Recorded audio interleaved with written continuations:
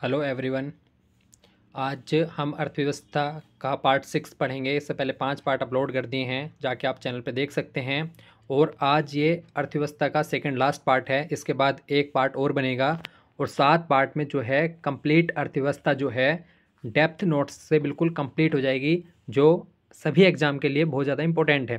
तो आप सारे पार्ट्स ज़रूर देखें, जिससे आपका इकोनॉमिक्स का जो कॉन्सेप्ट है वो क्लियर हो जाएगा। तो इस चैप्टर में हम मुद्रास्फीति के बारे में पढ़ेंगे और बैंकिंग व्यवस्था हमने पिछली वीडियो में कर ली थी। इसमें हम राजकोषीय नीति और मौद्रिक नीति के बारे में पढ़ेंगे। तो शुरू करते हैं। मुद्रास्फीति क्या होती है, इन्फ्लेशन क्या होता है।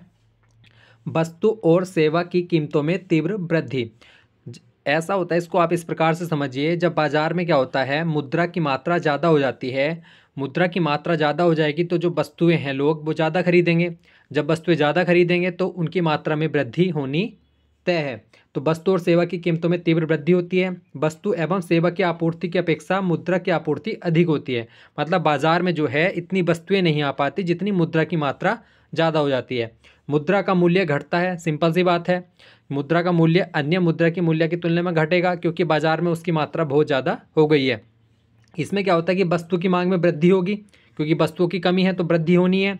आपूर्ति कम ही होती है, क्योंकि वस्तुओं धन अधिक होने के कारण बाजार में वस्तुओं की जो खपत है वो ज़्यादा हो जाती है, तो इसलिए उनकी आपूर्ति भी कम हो पाती है। और कीमत जो है ऑब्वियसली बढ़ेगी, क्योंकि वस्तु की मात्रा कम है बाजार में तो उनकी कीमत बढ़ेंगी। तो ये सारे कॉन्सेप्ट आप समझें। वस्तु कम होती है और मुद्रा क्या होती है, अधिक होती है। इसे ही मुद्रास्फीति कहते हैं। इसके बिल्कुल विपरीत है मुद्रा संकुचन और मुद्रा अभिस्फीति। इसे डिफ्लेशन कहते हैं। ये वस्तु और सेवा की कीमतों में घटती हैं, मतलब जो सारी चीज़ें मुद्रास्फीति में होती हैं उसके विपरीत इसमें होता है। और वस्तु और सेवा की आपूर्ति कम हो जाती है, मुद्रा का मूल्य बढ़ जाता है, वस्तु की मांग जो है कम हो जाती है, आपूर्ति बढ़ जाती है और मुद्रा जो कीमत है वो भी घट जाती है। तो इसमें क्या होता है, इस कंडीशन में मुद्रा जो है बाजार में कम हो जाती है। जब मुद्रा कम होगी तो लोग वस्तुएं कम खरीदेंगे, वस्तुएं कम खरीदेंगे तो जो उनकी आपूर्ति वो अधिक होगी और जो है उनकी कीमतें भी घट जाएंगी। तो इसका बिल्कुल विपरीत है। मुद्रास्फीति के विपरीत में होता है मुद्रा संकुचन। अब एक चीज़ इनकी आप और देखिए, जब इन्हें नियंत्रण करना होता है तो अगर मुद्रास्फीति को नियंत्रण करना है तो उसे मुद्रा अपस्फीति, विस्फीति या डिसइन्फ्लेशन कहते हैं। ठीक है। अगर मुद्रा संकुचन या मुद्रा अपस्फीति को कंट्रोल करना है तो उसे मुद्रा संस्फीति कहते हैं, रिफ्लेशन। तो ये चारों पॉइंट आप याद रखें। मुद्रास्फीति हो गया, उसे कंट्रोल करने को कहते हैं मुद्रा अपस्फीति, विस्फीति। और मुद्रा संकोचन, मुद्रा अभिस्फीति को कंट्रोल करने को कहते हैं मुद्रा संस्फीति। तो ये चारों पॉइंट आप अच्छे से याद रखें। निस्पंदन मंदीगत मुद्रास्फीति क्या होती है, इससे बोलते हैं स्टैगफ्लेशन। मंदी और स्फीति दोनों स्थिति साथ साथ हो, अगर मुद्रास्फीति और मंदी दोनों साथ साथ होती हैं तो उसे स्टैगफ्लेशन कहते हैं। और स्क्यूफ्लेशन किसे कहते हैं, जब मुद्रास्फीति और मुद्रा संकुचन की स्थिति साथ साथ हो। जो ये हमने पढ़ी है अभी, मुद्रास्फीति और मुद्रा संकुचन, अगर ये दोनों साथ साथ होते हैं तो इसे कहते हैं हम स्क्यूफ्लेशन। स्क्यूफ्लेशन में क्या होता है कि मुद्रास्फीति और मुद्रा संकुचन क्या होती है, दोनों साथ साथ। तो ये क्वेश्चन एग्जाम में बहुत बार पूछा गया है, तो इसको आप अच्छे से याद कर लें। फिलिप्स वर्क क्या होता है, तो इसका प्रतिपादन किसने दिया, AW फिलिप्स जो है न्यूजीलैंड के थे, इन्होंने इसका प्रतिपादन किया। इसमें क्या होता है, मुद्रास्फीति की दर जो है वो बेरोजगारी के विपरीत, मतलब मुद्रास्फीति की जो दर होती है वो बेरोजगारी दर के क्या होती है, एंटी प्रोपोर्शनल होती है। ठीक है, व्युत्क्रमानुपाती। तो इससे हम क्या समझते हैं कि अगर मुद्रास्फीति की दर बढ़ेगी तो बेरोजगारी दर घटेगी। मतलब इसका क्या सिंपल मैटर है, आप समझिए कि अगर बाजार में मुद्रा जो है बढ़ेगी तो उस कंडीशन को क्या कहते हैं हम, मुद्रास्फीति कहते हैं। अगर ये बढ़ेगी मतलब मुद्रा जो है बाजार में बढ़ रही है तो लोगों के पास पैसे ज़्यादा होंगे, तो वो बेरोजगारी क्या होगी, उनकी कम होगी। तो ये जो है व्युत्क्रमानुपाती होता है एक दूसरे का। बेरोजगारी दर जो है वो घट जाएगी क्योंकि उनके पास पैसे ज़्यादा हो जाएंगे। अगर मुद्रास्फीति की दर बढ़ती है, मतलब मुद्रा की मात्रा बाजार में ज़्यादा बढ़ रही है, तो सभी लोगों के पास पैसे होंगे तो बेरोजगारी दर क्या हो जाएगी, घट जाएगी। तो इसे ही फिलिप्स वर्क कहते हैं। इसका प्रतिपादन AW फिलिप्स ने किया था, जो न्यूजीलैंड के हैं। अब इसमें देख लेते हैं मुद्रास्फीति के प्रभाव क्या होते हैं, लाभ हैं और हानि क्या क्या होती हैं। लाभ होगा ऋणी को, मतलब अगर किसी ने ऋण ले रखा है, उधार ले रखा है किसी से पैसा, तो इस टाइम क्या है, बाजार में ज़्यादा है मात्रा, मुद्रास्फीति की दर है, मुद्रा बहुत ज़्यादा है बाजार में, तो वो इस समय अपने पैसे चुका सकता है, तो इसलिए इसको फायदा हो जाएगा ऋणी को। उत्पादक को फायदा होता है, ठीक है, क्योंकि उसके पास ज़्यादा मुद्रा इकट्ठी हो जाएगी, उसकी जो वस्तुएं हैं वो महंगी बिकेंगी। कृषक को फायदा होता है इसमें, साहसी को फायदा होता है, परिवर्तन आय समूह को फायदा होता है और विनियोजक को फायदा होता है, शेयर धारक को फायदा होता है, क्योंकि मुद्रा की मात्रा जो है इस समय बाजार में ज़्यादा होती है। हानि किस किस को होती है? उपभोक्ता को होती है, ऋणदाता को होती है, जिसने ऋण दिया हो। तो ऋण देने वाले को अगर हानि हो रही, क्यों? क्योंकि उस समय जो है बाजार में बहुत ज़्यादा ऑलरेडी मात्रा है ही, तो उस समय उसका जो है उधार लौटाया जा रहा है तो उसको हानि होगी। सेठ साहूकार, क्योंकि ये भी ऋण देते हैं, इनको भी हानि होगी। स्थिर आय समूह वाले को हानि होगी। पेंशन भोगी को हानि होगी, क्योंकि उसके तो अगर मान लीजिए 4,000 रुपये आ रहे हैं तो चाहे मुद्रास्फीति हो या ना हो, उसके तो 4,000 रुपये आने हैं, तो पेंशन भोगी को भी हानि होगी और बचत खाता जो है उसको भी हानि होगी। तो ये चीज़ भी आप ध्यान रखें।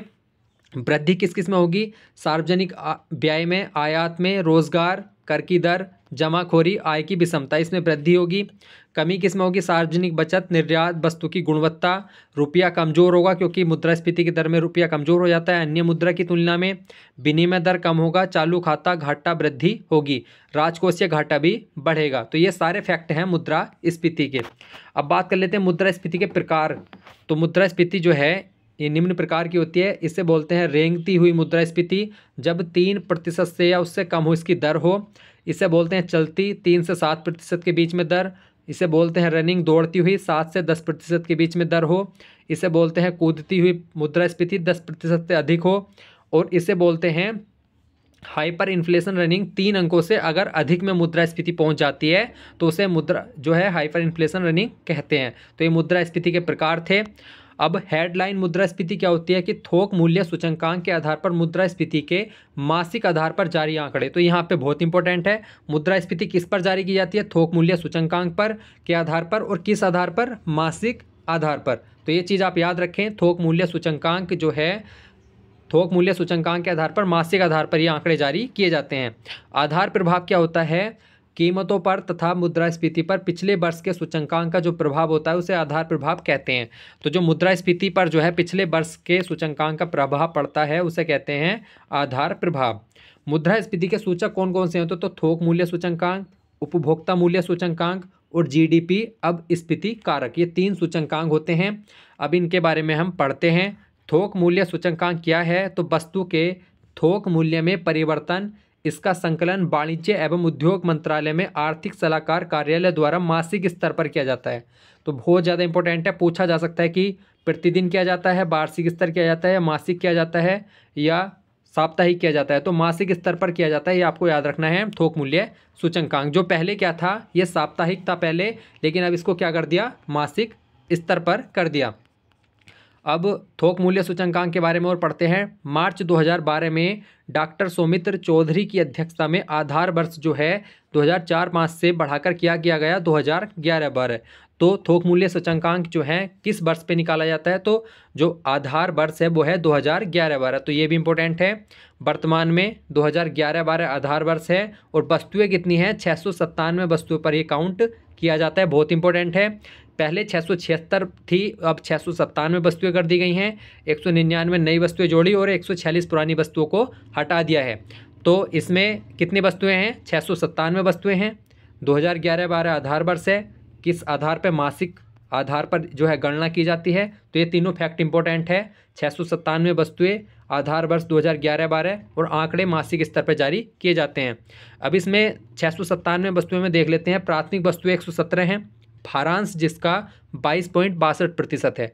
ईंधन तथा ऊर्जा 16%, 13.15 इनका भारांश है। विनिर्माण उत्पाद 564 वस्तुएं, 64.23% इनका भारांश है। और इसमें भी एक यहाँ से इंपॉर्टेंट फैक्ट बनता है, इनमें जो है सेवाएं या तृतीयक क्षेत्र जो है शामिल नहीं किया गया है। तो प्राथमिक और द्वितीयक क्षेत्र शामिल किए गए हैं, जबकि तृतीयक क्षेत्र इसमें शामिल नहीं किया जाता। तो ये भी इंपॉर्टेंट है। मुद्रास्फीति की गणना किस पर की जाती है? थोक मूल्य सूचकांक पर की जाती है। 2014 से थोक मूल्य सूचकांक पर, उपभोक्ता मूल्य सूचकांक दोनों पर इसकी गणना की जाती है। मतलब थोक मूल्य सूचकांक पर पहले की जाती थी, अब 2014 से थोक मूल्य सूचकांक और उपभोक्ता मूल्य सूचकांक दोनों पर इसकी गणना की जाती है। तो उपभोक्ता मूल्य सूचकांक के बारे में भी पढ़ लेते हैं। लोगों के द्वारा प्रतिदिन उपयोग में लाई जाने वाली वस्तुएं सेवाएं के मूल्य में होने वाली वृद्धि मुद्रास्फीति की गणना करते हैं। तो ये 4 भागों में बांटा गया है उपभोक्ता मूल्य सूचकांक। पहला है औद्योगिक श्रमिक 370 मदे हैं, आधार वर्ष इसका 216। दूसरा है शहरी गैरी मैनुअल कर्मचारी, इसमें 146 से 365 मदे हैं, आधार वर्ष इसका 1984 से 85। तीसरा है हमारा कृषि मजदूर, इसका आधार वर्ष है 1986-87 और इसमें है 260 मदे। ग्रामीण मजदूर आधार वर्ष 1986-87 और 260 मदे इसमें शामिल हैं।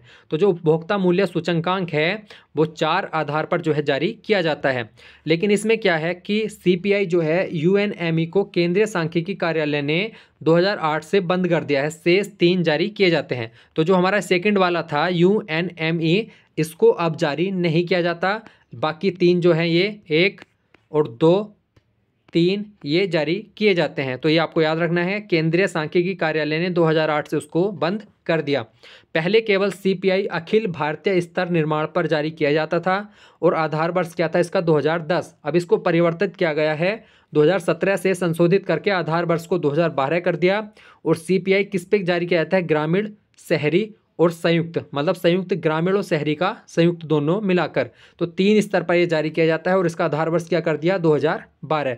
पहले अखिल स्तर पर जारी किया जाता था, मतलब पूरे राष्ट्र का एक साथ जारी किया जाता था।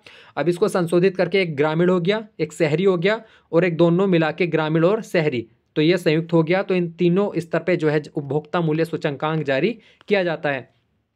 तीसरा है हमारा जीडीपी अपस्फीति कारक, इसका इतना इंपॉर्टेंस नहीं है। चालू कीमतों पर जीडीपी और स्थिर कीमतों पर जीडीपी जो है इसका अनुपात जो है जीडीपी अपस्फीति कारक कहलाता है। मान अगर 1 है तो कीमत स्तर पर कोई परिवर्तन नहीं होगा, मान 2 है तो 2 गुने की वृद्धि होगी, मान 4 है तो 4 गुना की वृद्धि होगी। तो जब हमारी इसकी वैल्यू आती है निकल के, तो अगर 4 आता है तो 4 गुना की वृद्धि हो जाएगी।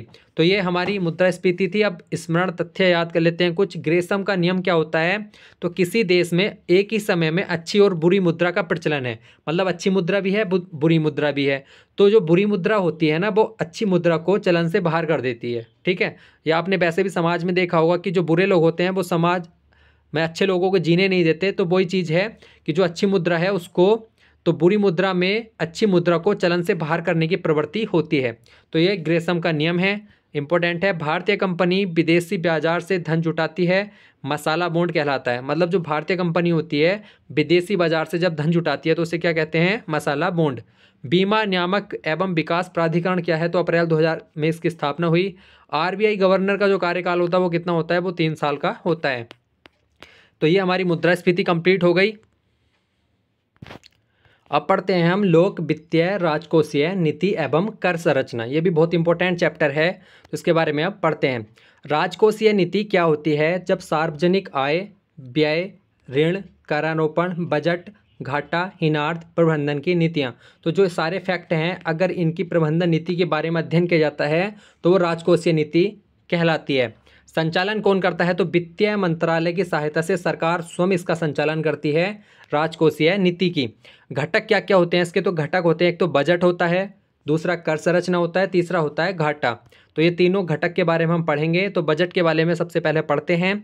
अनुच्छेद 112 में जो है वित्तीय वर्ष 1 अप्रैल से 31 मार्च तक की जो प्राप्तियां और व्यय होते हैं उनका विवरण संसद के समक्ष रखा जाता है। इसे बोलते हैं वार्षिक वित्तीय विवरण। राज्य सरकार का कौन से अनुच्छेद में है, तो वो है 202 में, जबकि केंद्र सरकार का है 112 में। तो 1 अप्रैल से 31 मार्च तक ये भी आपको याद रखना है, ये वित्तीय वर्ष हो गया। एक वर्थ कमेटी क्या है, तो एक वर्थ कमेटी क्या है, 1924 में रेल बजट को आम बजट से अलग कर दिया गया, जो 1925 के बजट में देखा गया। तो इसमें क्या था, ये पूछा भी गया था कि एक वर्थ कमेटी किससे संबंधित है, तो रेलवे के बजट से संबंधित है एक वर्थ कमेटी। इसी कमेटी की सिफारिश पर जो है आम बजट से रेल बजट को अलग किया गया था, लेकिन 2017-18 के बजट में रेल बजट को आम बजट में विलय कर दिया गया। जो बजट की तिथि है वो 1 फरवरी कर दी गई है, जो पहले 28-29 फरवरी थी। तो 1 फरवरी कल जो है बजट पेश भी किया गया है, तो बजट की तिथि क्या कर दी गई है, 1 फरवरी। और कब से की गई है, 2017-18 के बजट से। और इसी बजट में जो है आम बजट में रेल बजट का विलय कर दिया गया था। बजट प्रणाली की इतिहास के बारे में देखें तो लॉर्ड कैनिंग के समय जो है 18 फरवरी 1860 को जेम्स विल्सन द्वारा बजट प्रस्तुत किया गया था, इसलिए भारत में बजट का संस्थापक जो है जेम्स विल्सन को कहा जाता है। तो बजट प्रणाली किसके समय शुरुआत हुई थी, लॉर्ड कैनिंग के समय, और जेम्स विल्सन ने जो है बजट प्रस्तुत किया था, इसलिए भारत में बजट का संस्थापक जेम्स विल्सन को कहा जाता है। जबकि स्वतंत्र भारत की बात करें, जब भारत आज़ाद हो गया 15 अगस्त 1947 को, तो उसके बाद 26 नवंबर 1947 को वित्त मंत्री आर के षणमुखम शेट्टी ने जो है बजट पेश किया। तो ये जो है स्वतंत्र भारत के पहले वित्त मंत्री थे। जबकि भारत गणतंत्र संविधान लागू होने के बाद 1950 में जॉन मथाई ने जो है सबसे पहले बजट पेश किया था। अब बात करते हैं बजट के प्रकार कैसे होते हैं। तो बजट के प्रकार कई प्रकार के होते हैं। जो मेन है वो हम पढ़ते हैं। शून्य आधार बजटिंग, 1970 में इसकी विचारधारा आई। 1986 से इसकी शुरुआत हुई। 1987-88 में बजट में सब कुछ शून्य मानकर जो है नए आधार पर बजट तैयार किया गया। तो अगर नया बजट जो है वो पहले की सारी चीज़ों को शून्य मानकर जो है, जैसे घाटा हो गया, प्राप्ति, मतलब जितनी भी सारी चीज़ें हैं वो सारे शून्य मानकर जो है नए आधार पर बजट तैयार किया जाता है, तो उसे शून्य आधार बजटिंग कहते हैं। निष्पादन बजट क्या है? तो परिणामों को ध्यान में रखकर जब बजट तैयार किया जाता है उसे निष्पादन बजट कहते हैं। जेंडर बजट क्या है? तो जेंडर बजट जो है संसाधन कार्यों का आवंटन लिंग के आधार पर किया जाता है। मतलब जैसे महिलाओं को अलग से बजट पेश दिया जाए और पुरुषों को अलग से दिया जाए तो उसे जेंडर बजट कहते हैं। 2005-06 से इसकी शुरुआत हुई है। तो महिलाओं के लिए जो है इसमें अलग से जो है बजट में प्रावधान किया जाता है। अब बात करते हैं भारत सरकार की निधि होती हैं, तो जिसमें है संचित निधि, जिसका वर्णन है अनुच्छेद 266 के 1 में। तो इसमें क्या होता है? सभी राजस्व प्राप्तियां, ट्रेजरी बिल, ऋण अदायगी के माध्यम से इसमें धन जमा होता है।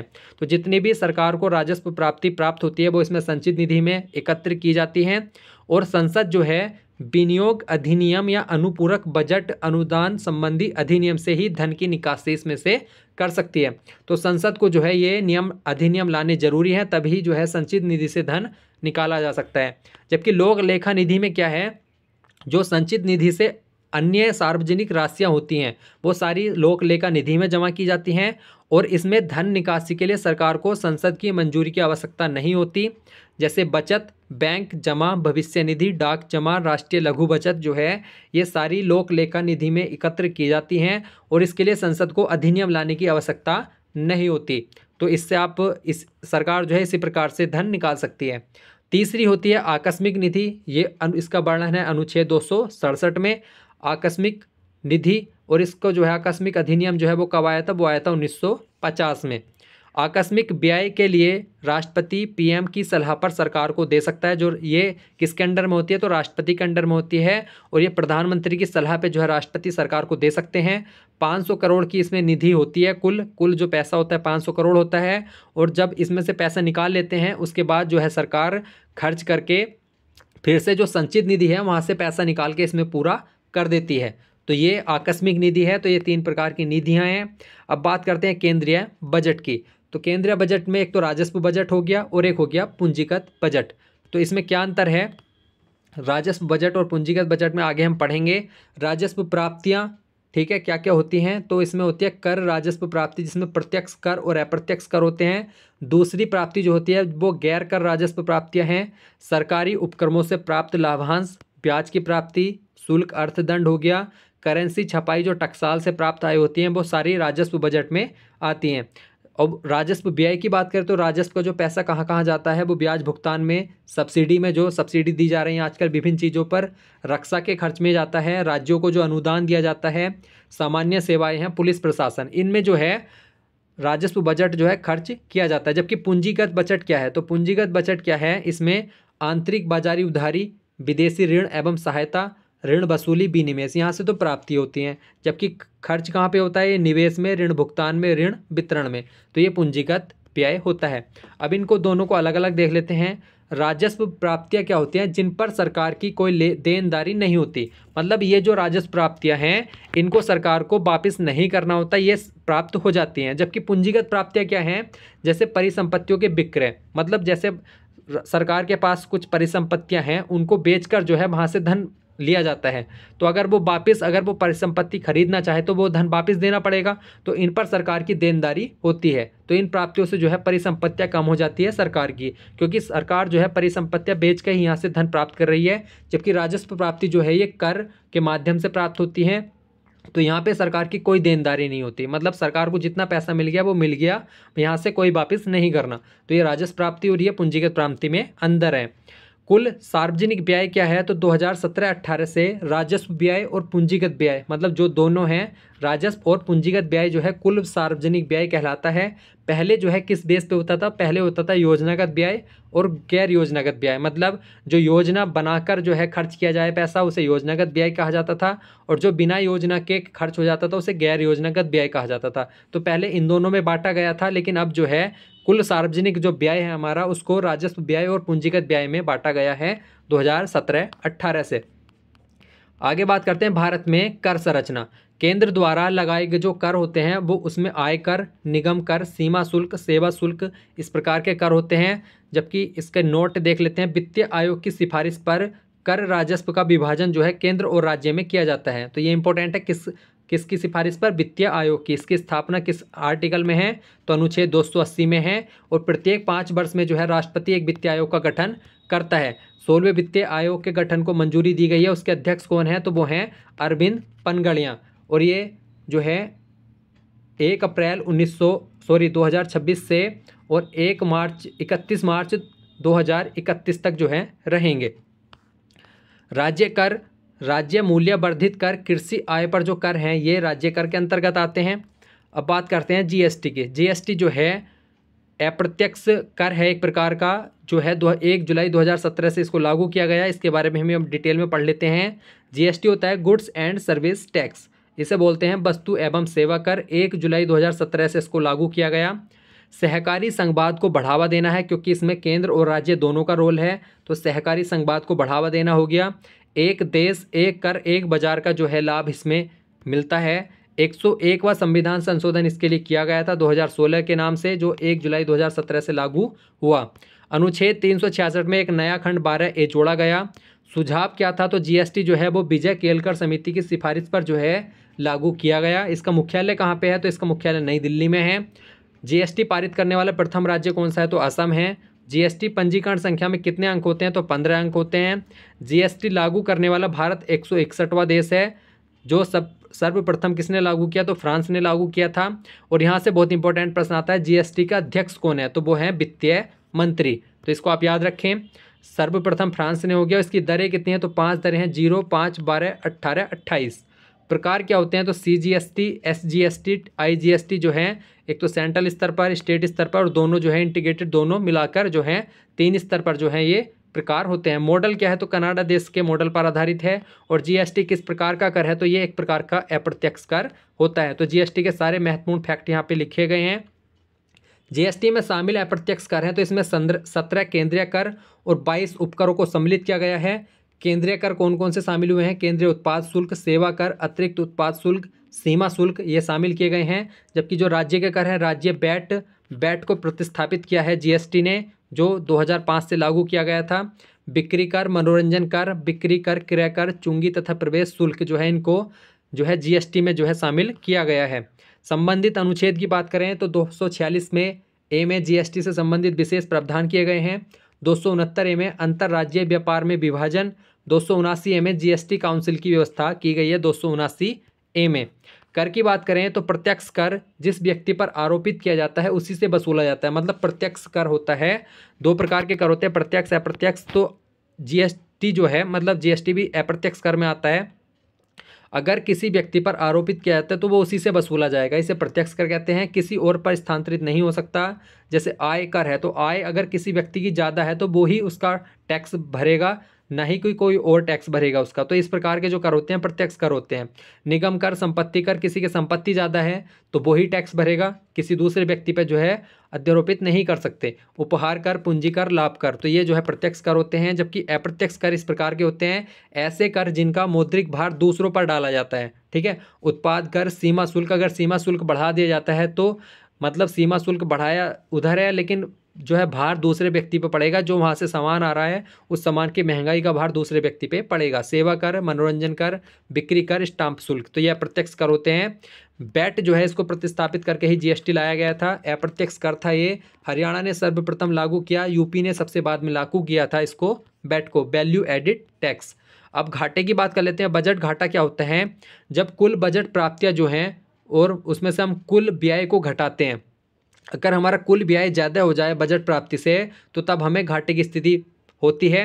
मतलब राजस्व प्राप्तियाँ और पूंजीगत प्राप्तियाँ जो है, राजस्व और पूंजीगत व्यय जो है ये वाली चीज़ ज़्यादा हो जाएगी। जब प्राप्त होने से ज़्यादा खर्चा ज़्यादा हो जाता है तो उसे बजट घाटा कहते हैं। अगर राजस्व व्यय की बात करें तो राजस्व व्यय जो है अगर ज़्यादा हो किससे, राजस्व प्राप्ति से, तो वो होता है राजस्व घाटा। जबकि पूंजीगत घाटा क्या है, अगर पूंजीगत व्यय ज़्यादा हो पूंजीगत प्राप्ति से तो उसे पूंजीगत घाटा कहा जाता है। घाटे की वित्तीय व्यवस्था क्या होती है कि बजट घाटे को पूरा करने के लिए सरकार आरबीआई से नकदी शेष की निकासी, ट्रेजरी बिल का निर्गमन, मुद्रा की पूर्ति में वृद्धि करती है, तो इसे घाटे की वित्तीय व्यवस्था कहते हैं। मतलब जब घाटा हो जाता है सरकार को तो वो किसी न किसी उस चीज़ों से तो पूरा करेगी उस चीज़ को। तो यहाँ जैसे आरबीआई से ऋण लिया जाता है और ट्रेजरी बिल अपनी प्रतिभूतियों को बेचा जाता है, तो वहाँ पे घाटे की वित्तीय व्यवस्था उस प्रक्रिया को कहा जाता है। प्रभावी राजस्व घाटा क्या होता है, तो राजस्व घाटा अगर प्रभावी निकालना हो तो ये बहुत इंपॉर्टेंट है, कई बार एग्जाम में आ रखा है। तो जो राज्यों को अनुदान दिया गया है, मतलब जो कुल राजस्व घाटा हो रहा है सरकार को, उसमें से जो है पूंजी संपत्ति सृजन हेतु राज्यों को जो अनुदान दिया गया है वो घटा दिया जाता है, तो उसे कहते हैं प्रभावी राजस्व घाटा। तो मतलब वो तो सरकार ने राज्यों को अनुदान के रूप में दिया है ना, तो वो घाटे में अगर शामिल ना किया जाए तो राजस्व घाटे में से उसको घटा दो तो प्रभावी राजस्व घाटा हमारा आ जाता है। राजकोषीय घाटा क्या होता है कि कुल व्यय, राजस्व प्राप्ति और पूंजीगत प्राप्ति में राजस्व प्राप्ति और पूंजीगत, मतलब राजस्व व्यय और पूंजीगत व्यय में से राजस्व प्राप्ति और पूंजीगत प्राप्ति घटा दी जाए तो राजकोषीय घाटा आ जाता है। लेकिन अंतर एक है, इसमें उधार छोड़कर कुल प्राप्तियां, जो उधार दी गई कुल प्राप्तियां हैं, मतलब उधार की प्राप्तियां हैं, उनको नहीं जोड़ा जाता इसमें, ठीक है। जो ये प्राप्तियां हैं उनमें उधार छोड़कर कुल प्राप्तियां, जो उधार है पिछले वर्षों का भी उधार है तो उस चीज़ को अगर छोड़ दिया जाए तो उसे कहते हैं राजकोषीय घाटा। अगर प्राथमिक घाटे की बात करें तो प्राथमिक घाटा होता है कि राजकोषीय घाटे में से क्या घटाया जाता है, ब्याज दायित्व। मतलब जैसे सरकार पे विगत वर्षों में जो है ऋण चला आ रहा है, मतलब सरकार ने कहीं से पैसे उधार ले रखे हैं तो उनका जो ब्याज है वो सरकार चुका रही है हर वर्ष, तो अगर उसको घटा दिया जाए, मतलब उसको हटा दिया जाए कि वो तो चुकाना ही है सरकार को, तो जो घाटा होगा उसे प्राथमिक घाटा कहते हैं। राजकोषीय घाटे में से जो है जो ब्याज दे दिया सरकार ने उसको घटा दिए तो वो प्राथमिक घाटा कहलाता है। मौद्रिक घाटा क्या होता है, राजकोषीय घाटे का वह भाग जिसकी वित्तीय व्यवस्था आरबीआई द्वारा हो ऋण के रूप में, तो उसे मौद्रिक घाटा कहते हैं। मतलब जो आरबीआई है वो सरकार के जो घाटे को पूरा करने का प्रयास करेगा तो वहाँ पे जो है आरबीआई की जो नीतियाँ हैं वो मौद्रिक घाटा कहलाती हैं। राजकोषीय उत्तरदायित्व बजट एवं प्रबंधन अधिनियम जो है 2003 में आया था, बहुत इंपॉर्टेंट है। इसमें जो है घाटे को जो है कम करने के प्रयास किए गए थे। क्राउडिंग आउट इफेक्ट क्या है, सरकार घाटे का बजट बनाती है तब बाजार उधारी का सहारा लेती है, कुल निवेश पूंजी निर्माण में कमी आती है। यही प्रभाव जो है क्राउडिंग आउट प्रभाव कहलाता है। तो जो सरकार है जब घाटे का बजट बना देती है तो वहाँ से उस घाटे को पूरा करने के लिए सरकार द्वारा उधार लिया जाता है, इसलिए वहाँ पे निवेश में भी कमी आ जाती है, तो उसे ही क्राउडिंग आउट इफेक्ट कहा जाता है। समिति की बात करते हैं, ये भी बहुत इंपॉर्टेंट है, क्वेश्चन यहाँ से आता है। सरकारिया आयोग जो है वो केंद्र राज्य के संबंध से है। एल.के. झा समिति और रेखी समिति जो है ये अप्रत्यक्ष कर से संबंधित है। केलकर समिति जो है अप्रत्यक्ष करारोपण से। राजा चलैया जो है ये कर सुधार से, ये कई बार एग्जाम में पूछी गई है। नरसिम्हन जो है ये बैंकिंग सुधार से है। बांचू समिति प्रत्यक्ष कर से है। स्वामीनाथन जो है ये जनसंख्या नीति से है। तो ये समितियाँ थीं। बजट के प्रकार की बात करें तो संतुलित बजट कैसा होता है कि जब जो जितनी हमें बजट प्राप्ति हुई है अगर उतना ही खर्च हो तो हमारा बराबर हो जाता है, ना तो हमें फ़ायदा हुआ ना नुकसान हुआ, तो वो संतुलित बजट कहलाता है। जबकि बचत का बजट क्या है कि अगर हमें पैसे ज़्यादा प्राप्त हुए हों और खर्च हमारा कम हो तो बचत हो जाती है उसमें। जबकि घाटे का क्या है कि हमारी प्राप्ति कम है और खर्च हमारा ज़्यादा हो गया, तो उसे घाटे का बजट कहते हैं। थ्रेशोल्ड सीमा क्या है, तो कितने मूल्य के कारोबार के बाद व्यक्ति जीएसटी में शामिल हो जाता है।